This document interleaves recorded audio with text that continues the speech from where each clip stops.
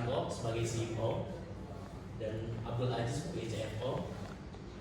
Rahil Sidino Agis ini kebetulan hari ini sedang dalam keadaan dirawat di rumah sakit, jadi tidak berkenan hadir, dan sebagai Nurfalisa Raju sebagai CTO. Dan adapun proses iterasi design thinking ini kita selalu diajarkan dan juga dimentorin oleh Bapak Sofian SE.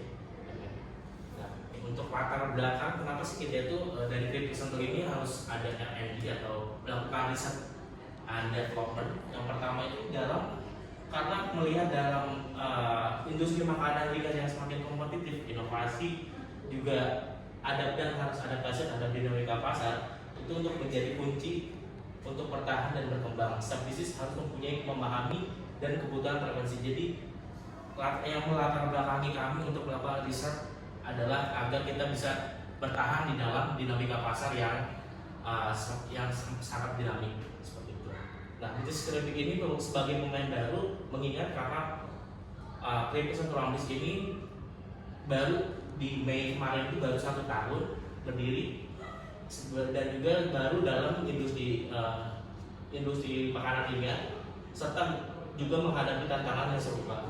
Beberapa masalah yang diatasi seperti promosi dan juga harga yang efektif, pengembangan variasi yang menarik, dan perluasan pemasaran.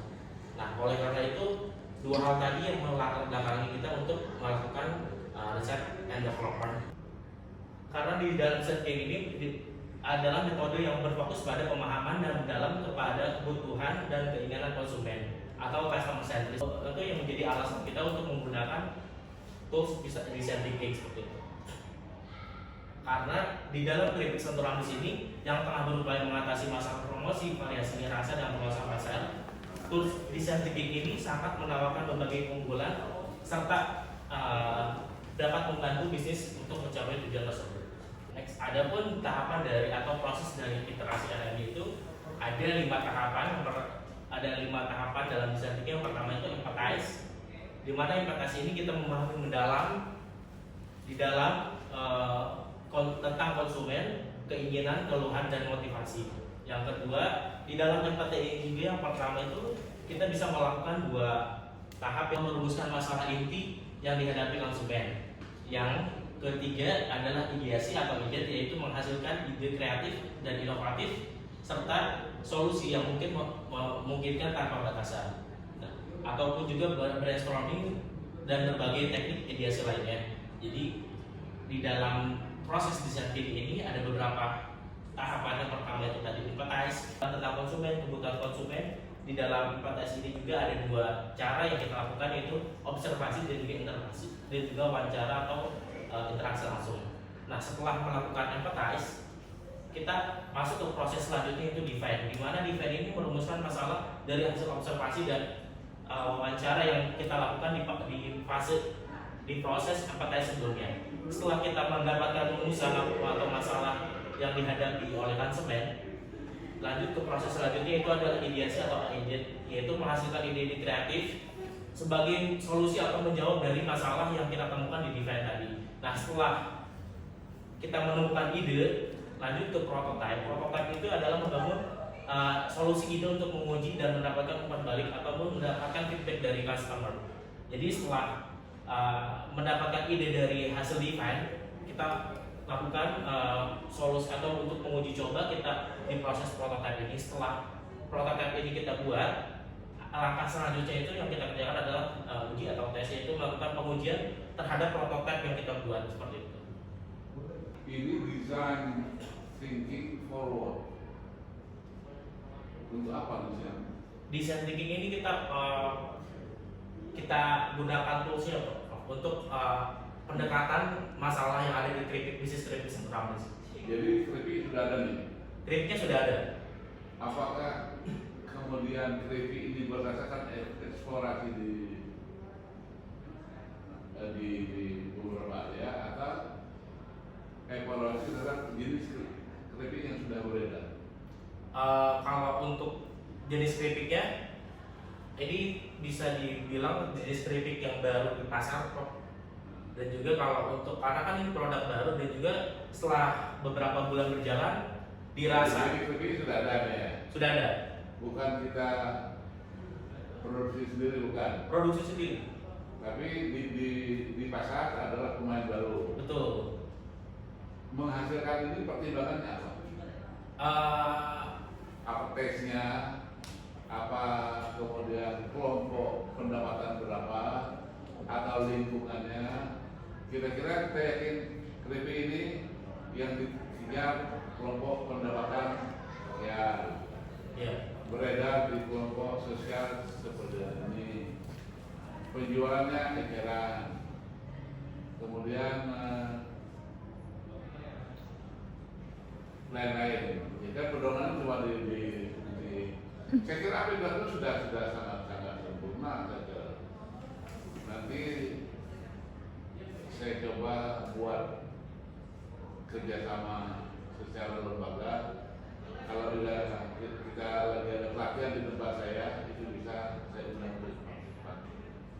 Nah, ini untuk proses empathize atau empathy, understanding dari penelitian atau pendekatan yang kita lakukan pertama itu adalah kita membuat pernyataan empathy map atau pertanyaan-pertanyaan yang akan kita tanyakan kepada konsumen. Nah, ini adalah template yang kita pakai. Pertanyaan ini ngambil dari mana? Ini kita ambil dari template pertanyaan yang sudah kita pelajari sebelumnya, Bro. Oh, jadi dari literatur review. Literatur review, betul. Jadi kita hanya memodifikasi pertanyaan yang sekiranya dari pertanyaan yang literasi yang kita dapat dan juga kita mematchingkan dengan kebutuhan yang kita perlukan seperti itu.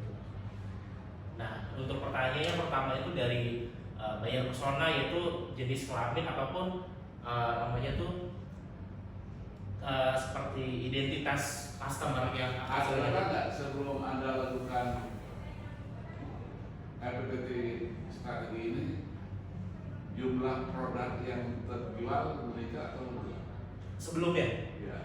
Kalau sebelumnya kita, karena kan sebetulnya 1 tahun ke belakang ini kita ini fokus sebelum melakukan riset ini kita ini fokusnya cuma penjualan dari konsinyasi saja, Bro.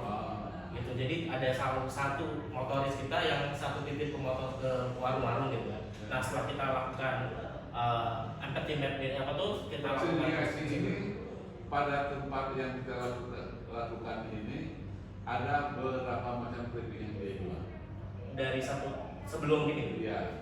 Kalau dari sebelum melakukan riset R&D ini penjualan konsinyasi itu hanya 4 produk aja sih, 4 varian rasa aja yang dijual ke warung-warung pasar.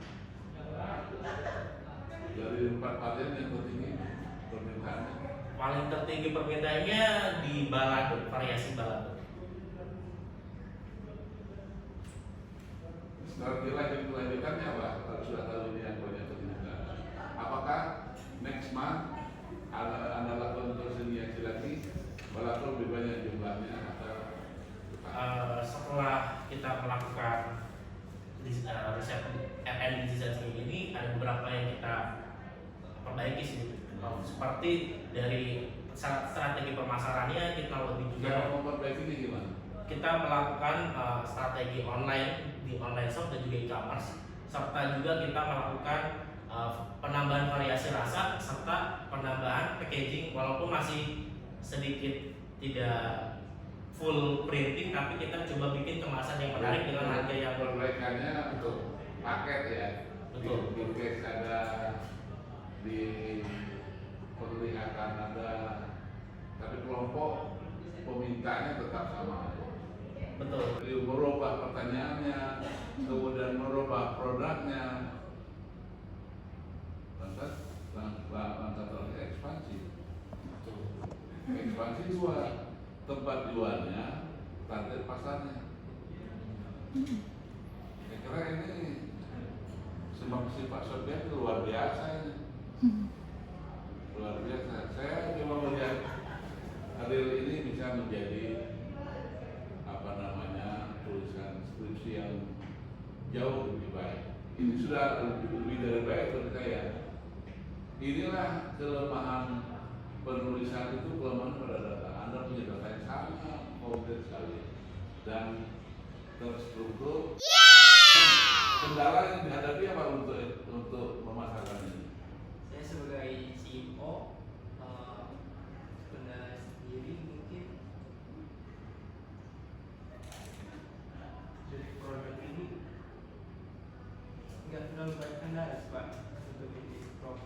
Ya.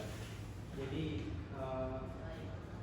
saya hanya mengikuti alur dari ini terus menjalankan dan diimplementasikan dengan baik.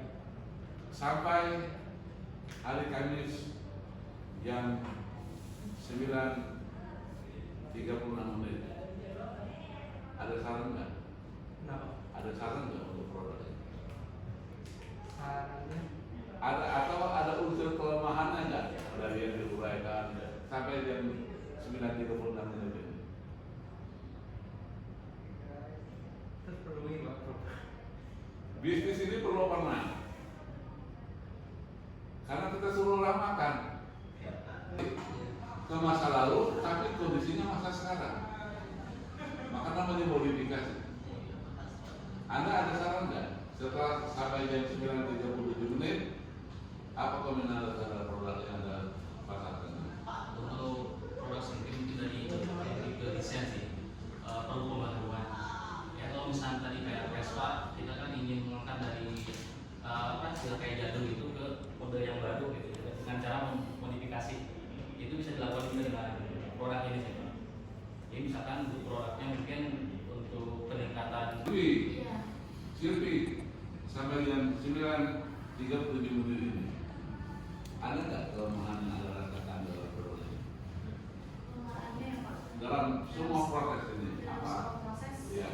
Dari segi proses sih lebih ke ini sih Pak, mungkin kayak untuk pembaharuan penyebaran penjualannya gitu Pak. Kayak adanya diadain reseller. Jadi lebih ke penyebar luasan penjualannya itu sampai ke segi-segi mana wilayah gitu sih Pak, menurut saya. Saranmu apa?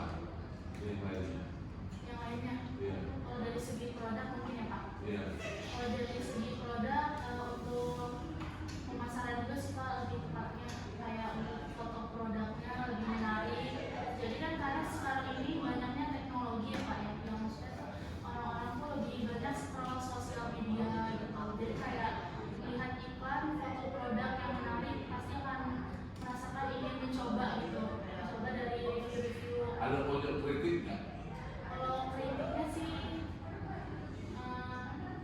Di mana Anda taruh pojok kritik atas produk kalian ini? Ada Pak. Kebetulan di kolom ini ada poin-poin MBA-nya, jadi di situ tuh ada kritikan atau saran dari customer yang kita interview. Gitu. Jadi salah satunya yang mungkin yang paling banyak ini kita ambil yang dominannya itu dari sarannya itu lebih mereka itu minta untuk inovasi rasa baru sih Pak, seperti itu. Dan juga karena kan rasanya kita rasa 4 ini kan original, balado, dan juga jagung bakar serta pada sini sudah banyak di pasaran. Jadi mereka minta dari customer yang kita interview kemarin, mereka minta inovasi baru, rasa baru lagi seperti itu. Karena makanan ini kan pasarnya monopolistik. Zaman saya sumur ada yang ada martabak manis. Sekarang pertanyaannya udah mau topping apa? Lanjut ke setelah tadi kita lakukan interview, ini ada hasil dari kampas observasinya Pak. Ya, dari hasil kampas ini sih lebih cenderung kita ambil sampelnya itu mahasiswa untuk menjadi reseller kita Pak, seperti itu. Karena kenapa kita membantu? Karena untuk mempromosikan dalam UKM dan menawarkan harga relatif untuk mahasiswa, dan juga alasan membantu dalam konteks tersebut itu untuk mensejahterakan UMKM mendapatkan keuntungan lebih banyak dari biasanya. Anda perlu backup nggak? Ya betul ini. Ada kajian tidak? Iya. Pengumuman dari SPDI tidak boleh ada yang jual rupik atau telepon banyak. Boleh Pak, tapi Ini kan berlaku secara nasional. Monopoli itu salah satu penyebabnya dikehendaki. Maka ada walaupun cuma ruangan pakai lift, hanya ruang belajar yang pakai listrik, tetap aja Anda walaupun banyak lebih. Ada walaupun boros motornya tetap isi, karena tidak ada pilihan lain. Produk Anda ini perlu nggak kayak gitu ya? Backup. Selain produk kelompok ini tidak boleh berjualan di kantin ini.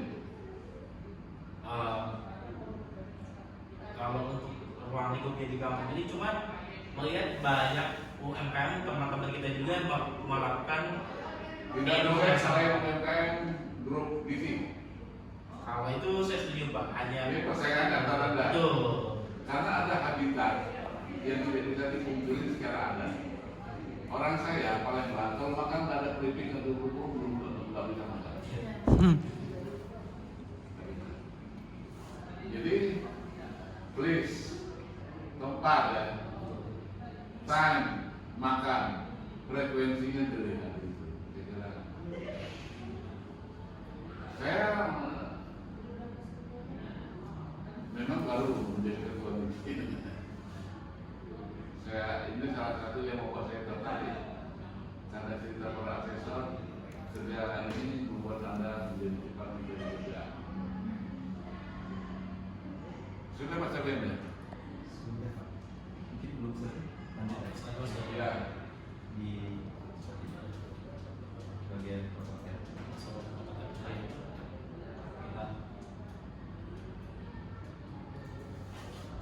Saya tahu kemudian Prototipnya yang pertama itu kita buat dari promosi Pak, sisi promosi, yaitu banding harga kita membuat promosi dengan buy 2 get 1 dengan diskon 10% minimal pembelian 10.000. Ini untuk promosi yang kita lakukan atau hasil prototipe yang kita eksekusi atau kita lakukan. Selanjutnya yang tadi kita infokan bahwasanya hasil prototipe kita membuka atau membuka toko di 3 e-commerce yang besar seperti GoFood, GrabFood, ShopeeFood serta menjual di marketplace seperti TikTok dan Facebook seperti ini. Dan yang selanjutnya kita membuat varian rasa, 2 varian rasa, di mana sebelumnya ada 4 varian rasa yaitu original, pedas balado, dan jagung bakar. Gimana sejarahnya Anda ber-45 ini? Kok telurnya sentul? Alasan memilih produk ini Pak? Sentulnya itu saya mau Oh namanya?